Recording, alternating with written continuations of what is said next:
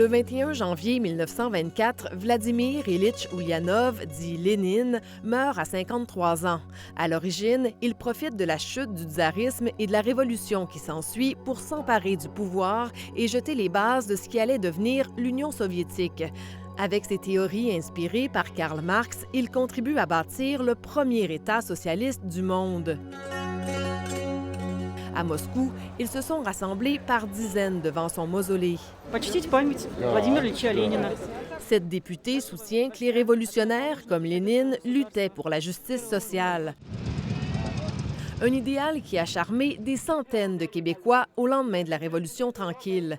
De jeunes intellectuels, surtout, dont Gilles Duceppe. Le Québec était en effervescence, on luttait contre l'injustice. C'était bien intentionné, mais c'était pas démocratique. Le marxisme-léninisme, c'était pas démocratique. Moi, ce qui me motivait, c'était une volonté de diminuer les inégalités sociales, changer le monde, comme certains diraient. Lorsqu'on devenait membre de telles organisations, on se donnait corps et âme. Hein. C'était vraiment un emploi à temps plein. On sacrifiait tout sur l'autel de la révolution à venir. On allait dans ce temps-là travailler dans des usines ou des milieux de travail pour organiser la classe ouvrière, comme on disait. Et moi, j'ai travaillé à l'hôpital Royal Victoria pendant 4 ans. Et j'ai appris certaines choses là.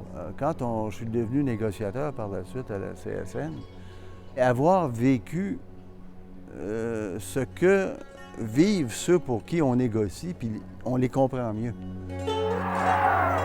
Mais les dérives totalitaires et liberticides du communisme en Chine, en Russie et ailleurs ont entraîné de grandes désillusions. Je pense que c'était une erreur majeure.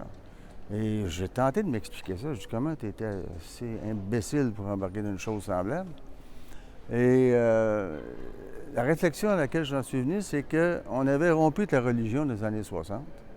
La religion qui nous donnait toutes les réponses. Hein? Et on a retrouvé une autre religion qui nous donnait toutes les réponses à tout. Les partis marxistes-léninistes du Québec et du Canada existent encore aujourd'hui, mais ils ont recueilli moins d'1,5% des votes aux dernières élections. Les deux formations ont d'ailleurs refusé nos demandes d'entrevue. Ici Élise Allard, Radio-Canada, Montréal.